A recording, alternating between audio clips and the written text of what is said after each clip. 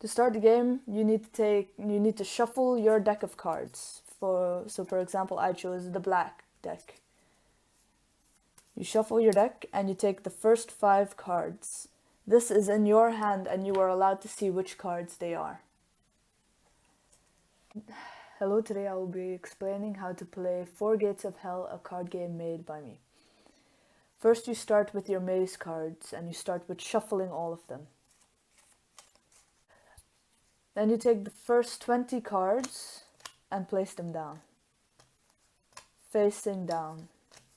Faces down towards the table.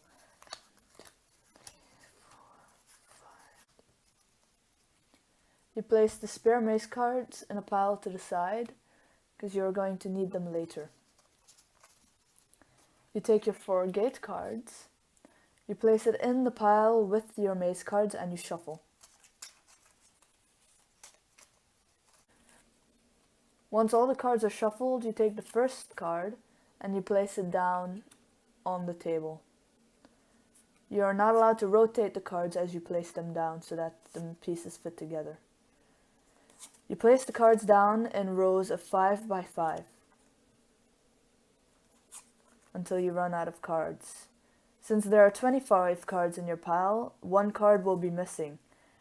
And that is done so that you can shuffle the cards when you roll a specific icon on the die. Everyone starts with 40 health points, and this can be seen by the 2 cards. Your health points.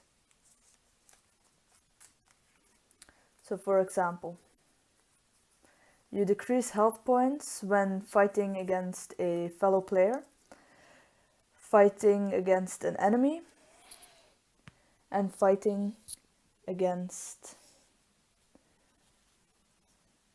a gate.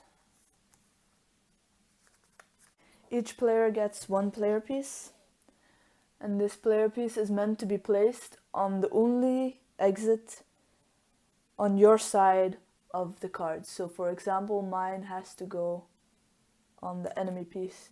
You are not allowed to go through the gates other than the increasing numerical order. So you have to go from gate 1 to 2 to 3 to 4.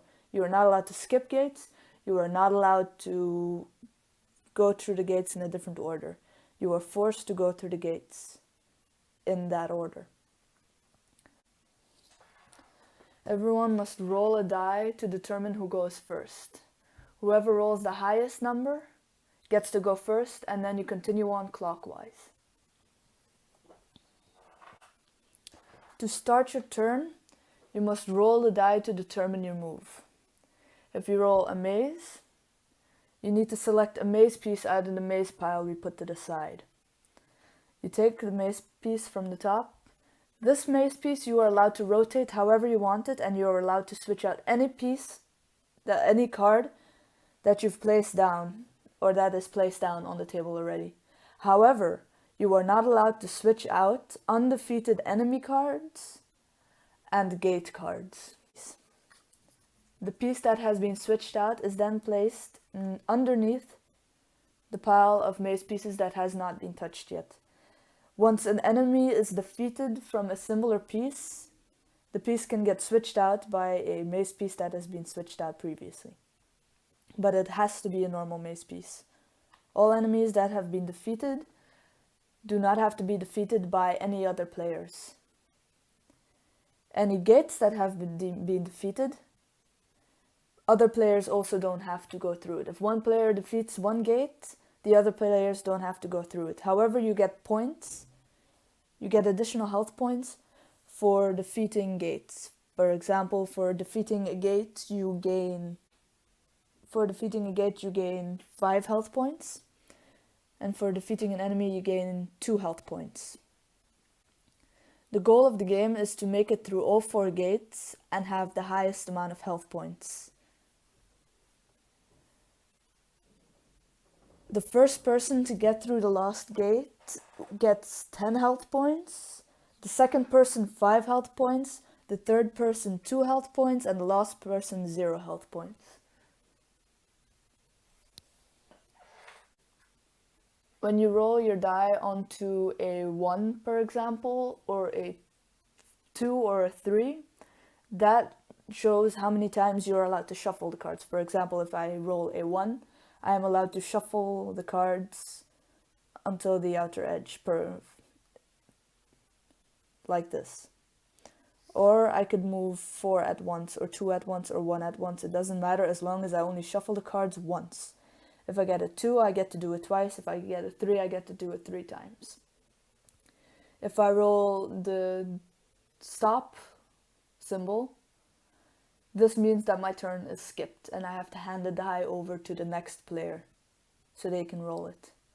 If you roll a sword, you get to attack any player of your liking. This is done by you taking the number on the left side represents how many attack points you have, and the number on the right side represents how many health points you have.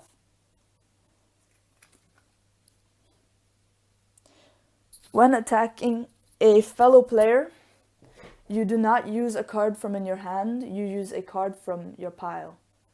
And you take the first card and you place it down facing towards them. And they take their first card from their pile and they place it facing towards you.